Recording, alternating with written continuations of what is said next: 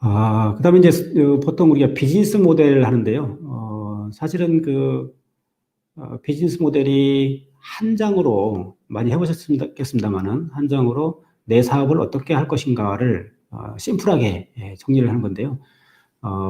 먼저 사업을 하기 전에 우리 사회에 어떤 문제들이 있지? 라는 걸 먼저 알게 되죠. 이제 인식을 하게 되죠. 그래서 사회 문제가 무언고, 거기에 무슨 기회가 있겠다. 그래서 내가 이 사업을 왜 할까? 엊그제 그 뉴스 중에 이제 여러분들이 정말 많이 알고 있는 그 알리바바를 창업했던 마윈 회장 있죠. 그분이 관계 어떤 회사를 하나 지금 상장을 하려고 했더니 아마 시진핑 주석이 하지 말라고 해서 못했다고 하죠. 그 마윈이라는 그분도 창업을 할 때 본인이 이제 여러 가지 어려움이니까 계속 불평불만을 많이 했다고 그래요. 이거는 이래서 안 되고 저는 저래서 안 되고. 그래서 내가 불평불만을 계속 제기를 해보니 사회가 나에 대해서 관심도 없고 해결해 주지도 않더라. 그래서 차라리 내가 불평불만을 해소시켜주는 사람이 되어보자. 그래서 이제 그 알리바바라고를 창업을 했다고 합니다. 그러니까 우리 사회에 여러 가지 문제들이 있죠. 그런 문제들을 이거는 내가 해결해 주는 사람이 되면 좋지 않겠냐. 그래서 기회가 되는 겁니다. 그래서 그 사회 문제를 인식을 하게 되고 그 문제를 기회로 봐서 내 창업 아이템으로 보는 거죠. 그다음에 이제 여기 이제 미션이라고 그랬는데 뭐 뒷장에도 설명이 됩니다만은 내가 이 사업을 왜 할까 했었을 때 가장 그 상위 개념에 미션, 비전이 설정되지 않으면 내가 어떤 사업을 하더라도 크게 일관성이 가지를 못하게 됩니다. 그래서 먼저 설정해야 될 것, 사업계획 수립할 단계 설정해야 될 것이 기회 발견 및 미션 및 비전의 설정이 되겠고요. 두 번째 이제 비즈니스 모델의 개발입니다. 그래서 어떻게 할 거냐는 거죠. 무엇을 어떻게 이게 나오고요. 그 다음에 밑에 이제 경영활동 수립, 실행계획 수립이는 것이 이제 하우에 대한 부분인데 뒷장에 설명을 드리겠습니다. 지금 일반적인 사업계획서 속에는 사회적 미션을 어떻게 설정할 거냐는 거고, 그 다음에 비즈니스 모델, 그 다음에 조직 모델, 그 다음에 수익 창출 방안 제시, 재무계획 제시, 뭐 기타 되어 있는데, 사실 제가 가운데에 수익 창출 방안을 제시하는 것은 빨간색으로 표시를 해놨는데요. 이 부분은 사실은 이제 오늘 강의의 핵심인 마케팅 분야를 제가 별도로 정리를 한 겁니다.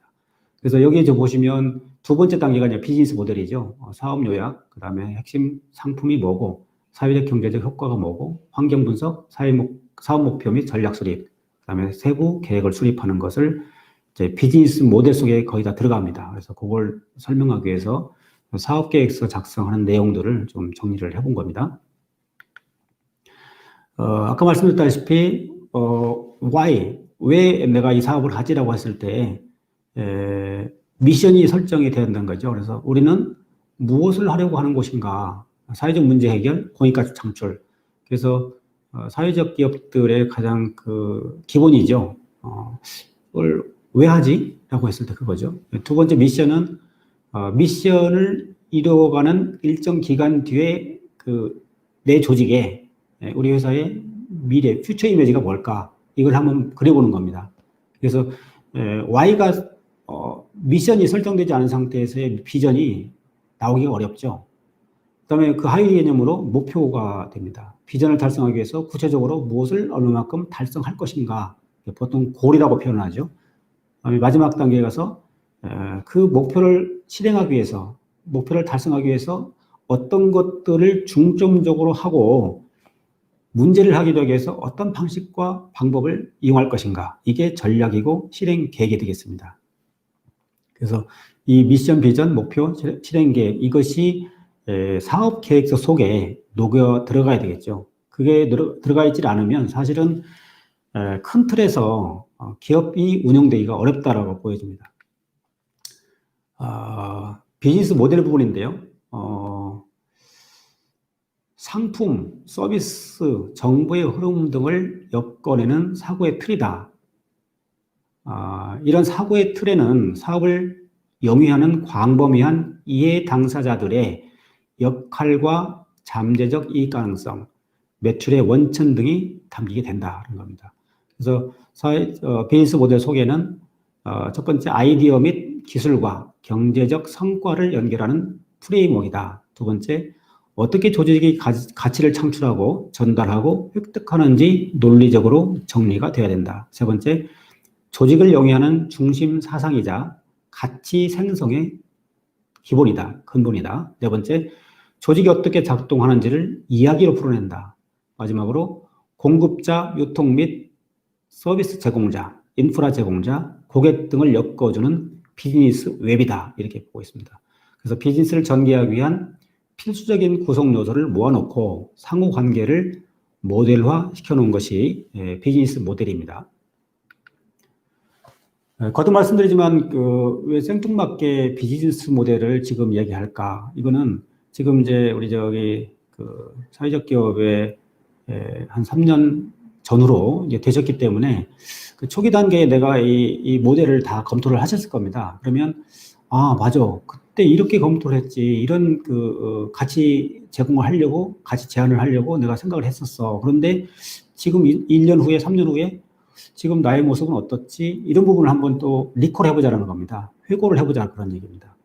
그래서 이 나인 블록 보시면 우측은 주로 이제 고객과의 관계고 왼쪽 핵심 파트너십이라든지 핵심 활동이라든가 이런 것들은 기업 내부 활동이고요. 맨 하단에 있는 비용과 수입 이 부분은 말 그대로 매출과 비용입니다. 그래서 크게 이제 이렇게 그림을 쪼개본 건데요. 결론은 그렇습니다. 맨 밑에 보면 이윤 공식이죠. 무슨 상품을, 무슨 서비스를, 얼마의 양을 팔아서 얼마의 수입이 발생할 거냐. 이런 부분하고, 그 다음에 그 수입이 나오기까지 들어가는 모든 비용들, 인건비, 재료비, 경비, 이런 것들이 총 얼마가 들어갈까. 그래서, 수입에서 비용을 빼니까 얼마의 수익이 생기더라. 사실은 이 상단에 있는 7가지의 과정들은 다 프로세스적인 겁니다. 그래서, 핵심이 이윤 공식이고요. 왼쪽으로 보시죠. 핵심 자원 관련된 건데요. 이거는, 3가지로 되어 있죠. 핵심 파트너십, 그러니까 핵심 활동, 핵심 자원. 그런데, 보통 우리가 사업을 하게 되면 본인이 가지고 있는 자원으로 사업을 한다는 것은 거의 불가능할 정도입니다. 외부의 자원을 활용을 하는 거죠. 누구하고 파트너십을 관계를 가져갈 거냐. 아웃소싱을 어떻게 할 거냐. 인소싱하는 부분이 작기 때문에 그런 겁니다. 사람, 기술, 제품, 설비, 정보, 유통 경로, 그 다음에 파트너 관계, 협력 관계, 브랜드화, 이런 부분들을 외부하고 얼마만큼 가져갈 거냐는 거. 그리고 내가 핵심적으로 활동할 건 뭐냐. 그 다음에 내가 가지고 있는 핵심 자원은 뭘까. 이것이 이 3가지가 기업 내외에 관련된 거고, 우측에 있는 것은 고객 세분화입니다. 이 뒷장에서 상세하게 나눌 건데요. 시장을 어떻게 보고 있고 그 시장을 어떻게 세분화시키겠느냐는 겁니다. 고객 세분화하고 그 다음에 고객과의 관계를 어떻게 할 거냐. 그 다음에 채널 부분입니다. 사실은 이 채널 부분이 오늘 강의의 핵심인 마케팅하고 관련된 거고요. 그래서 이 고객 관리, 고객 세분화, 그 다음에 채널 이 부분은 시장과의 관련된 거죠. 그럼 가운데 있는 가치 제한 써 있는 건데요. 이 가치 제한은 고객이 안고 있는 문제점을 내가 어떻게 해결을 해서 해소를 시켜서 그 사람이 가치를 느끼게 할 거냐라는 겁니다. 그것이 표현되는 거죠. 그래서 이 9가지 블록 속에 내가 하고 있는 사업이 다 들어가야 됩니다. 들어가지 않으면 소위 한 군데라도 좀 구멍이 생긴다고 그럴까 허점이 생기게 되면 이렇게 사업이 잘 돌아가지 않는다. 이렇게 봐도 과언이 아닙니다. 이거는 이제 사회적 기업 중에 하나인 함께 나눔이라고 하는 회사인데요. 이 회사의 사례를 가지고 그 뒷장에서 나인 블록을 한번 좀 풀어보도록 하겠습니다. 이 회사는 독거노인들의 자살률을 낮추고 임종 노트, 그러니까 이제 돌아가시 직전에 그 어르신께서 이제 여러 가지 정리할 것들을 좀 쓰게 하는 거고요. 그다음에 고인의 유품 정리, 특수 청소. 아마 혼자 사시다가 자녀분들이 계셔도 이렇게 혼자 사시다가 돌아가시는 게 좀 상당하다고 합니다. 아마 그 요양병원에 가시지 못한 상태에서 그러면 그분들의 유통품을 자녀분들도 다 바쁘기 때문에 사실은 뭐 상치르느라고 정신없죠. 그래서 그런 유품 정리도 이런 아마 사회적 기업인 함께 나눔 이런 데서 해드린다고 합니다. 그다음에 위탁한 중고 재활용품을 수선하고 복구하는 거. 그러니까 그 어르신들이 살기 때문에 그 이렇게 전자제품 같은 거를 잘 다루지 못하시죠. 그래서 이런 것들을 갖다 어떻게 대신 해주는 거겠죠. 그다음에 고령층 및 취약계층에게 교육과 일자리를 제공해주는 그 사업을 하고 있고요. 그다음에 청소와 방역도 한다고 합니다. 요새같이 이제 코로나 때문에 이 방역 청소 부분이 강조가 되고 있죠. 그래서 뭐 이런 사업도 상당히 그 유익한 사업인데요. 이 업체가 어떻게 비즈니스 모델을 구성을 했는지 한번 보도록 하겠습니다. 그 맨 밑에부터 보도록 하죠. 뭐 글자가 좀 어떨지 모르겠습니다. 수입원입니다. 청소 방역을 해서 얼마만큼 돈이 생길 거냐. 그다음에 청소용품을 판매를 하겠죠. 아까 여러 가지 하니까요. 그래서 수입원을 명확히 정리를 해야 됩니다. 사실 이 나인블록을 작성하다가 보면 이 수입원이 애매모호하거나 우리가 뻥튀기 한다고 그러죠. 이렇게 과대 계상을 해놓게 되면 낭패를 보게 됩니다. 생각보다 안 팔리네? 라는 거죠. 생각보다가 단가가 안 맞네? 그러면 수입이, 예를 들어서 한 달에 뭐 5천만 원을 판매를 될 걸로 생각을 했는데 2천만 원밖에 안 나오면 이게 이제 이 비용 구조에서 어마어마한 타격이 오죠. 그래서 저는 이 나인블록 중에서 가장 어려운 부분이 저거라고 보입니다. 수익원을 얼마만큼이라고 책정을 할 거냐 이 부분이죠. 거기에 어떤 기준이 합리적으로 설정이 되질 않으면 이 비즈니스 모델이 조금 어설프게 된다 그런 얘기입니다. 그다음에 왼쪽에 보시면 비용 구조인데요. 인건비 및 그 원재료비 아마 우리가 하는 사업들에 따라 제조업 같은 경우에는 이제 원재료비가 많죠. 제조업 같은 경우는 뭐 50% 들어간 데도 있고 80% 들어간 데도 있는데 원재료 비용이 많은데 서비스업은 원재료 비용이 거의 없죠. 인건비가 상당히 많았겠고요. 그다음에 이제 사무실 임대료라든지 그다음에 이제 공과금들 그다음에 무슨 수도 관리비라든지 이런 거 있겠죠. 그다음에 홍보 마케팅 비용 오늘 이제 다루게 될 마케팅과 관련된 비용들이겠죠. 그다음에 재활용품 뭐 수리비 뭐 이거는 뭐 크진 않을 것 같습니다. 그다음 대부분이 인건비 부분이고요. 서비스업들의 대부분 인건비가 많으니까요. 그다음에 이제 막 임대료 이런 것들이 되겠죠. 그래서 이 두 가지 팩터를 어떻게 설정할 거냐가 가장 중요합니다. 그래서 위에서 나와 있는 7가지 블록 속에 들어가 있는 것들이 다 이 수익과 비용에 대한 겁니다. 그래서 우선 우측에 고객 세분화를 먼저 좀 보도록 하겠습니다. 그러면 이 어르신들이 아까 이제 앞장에서 보였지만 그 독거노인들한테 아마 주 타겟을 둔 것 같은데요. 청소 방역 희망 기관이 있다는 겁니다.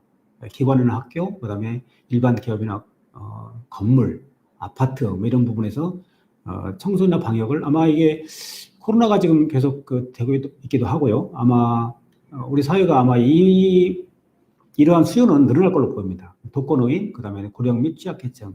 그래서 사실은 시장의 크기를 고객을 세분화시키고 시장의 크기를 책정을 할 때 나 혼자 사업하는 것처럼 설정을 하게 되면 낭패를 또 보게 됩니다. 왜냐하면 시장이 좋으면 경쟁자가 또 뛰어들게 되죠. 그러면 내가 생각했던 시장이 예를 들어서 아까 말씀드린 한 달에 1억이다 봤는데 경쟁자가 하나 뛰어들면 뭐 정확히 표현하면 반절을 줄겠죠. 그러나 내가 어떤 차별화된 그 서비스를 제공할 수 있는 기술이 있다 하면 뭐 70%는 가지고 갈 수가 있을 거고요. 어쨌든 고객 세분화가 첫 번째고요. 그다음에 고객과의 관계, 온라인, 인터넷, SNS, 오프라인, 뭐 DM 발송, 입소문, 그다음에 배너라든지 플래카드라든지 이런 거죠. 그다음에 채널을 어떻게 할 거냐, 각 사업장의 현장, 그다음에 개인 집 방문한다든가, 제품함의 매장을 이용한다든가, 온라인 쇼핑몰을 이용한다든가, 그다음에 이제 왼쪽을 보면 그 핵심 파트너십입니다. 이 사업을 하려고 그러면 관공서하고 관계를 잘 맺어야 되겠더라. 사회보육시설, 제품 판매, 매장, 중고제품, 재활용 기업들하고도 파트너십을 잘 가져야 되겠더라. 서로 도움을 주고받고 하는 거죠. 그다음 핵심 활동은 청소 및 방역, 제품 판매, 그다음에 홍보 및 영업활동, 취약계층 연계 및 탐색 관리 되고요. 그다음에 이 함께 나눔이라고 하는 회사가 가지고 있을 핵심 자원은 노하우입니다. 청소하는 노하우, 방역하는 노하우, 그 다음에 인력, 그 다음에 장비, 그 다음에 유품정의 노하우. 그래서 이 노하우가 매뉴얼화 되는 으면 더욱 좋고요. 그 다음에 그 방역 장비들도 이제 점점 더 이렇게 좀 뭐랄까 새로운 장비들을 가지고 있으면 더욱 좋겠죠. 단 이 새로운 장비를 가져갈수록 이제 이 방역 장비들 빌려 쓰는 경우도 있으니까요. 그런 비용들이 좀 높아지겠죠. 그래서 항상 이 위에서 이루어지는 것들이 밑에 수입과 비용으로 다 연결된다. 근데 가운데 남아 있는 부분이 가치 제한입니다. 아마 이 가치 제한이 문장은 좀 칸은 하나인데 저는 개인적으로 이 가치 제한이 너무너무 중요하다고 봅니다. 왜냐하면 모든 고객은 내가 물건을 샀을 때 지출한 그 돈의 크기보다 내가 느끼는 가치가 더 커야 됩니다. 프라이스보다 밸류가 더 커야 되는 거죠. 뒷장에도 다시 한번 설명드리겠습니다만, 그래서 가치 제한이 무엇보다 중요하다. 그래서 가치 속에는 심리적인 가치도 포함된 겁니다. 내가 10,000원 주고 물건을 샀는데 느낌이 10만 원짜리 같은 느낌이 든다. 그러면 어마어마한 가치를 고객한테 주는 거죠. 그래서 여기서 보면 이제 청소 방역, 영화, 공연, 연예, 스포츠, 청소 제품 판매, 탈취제 및 청소용품,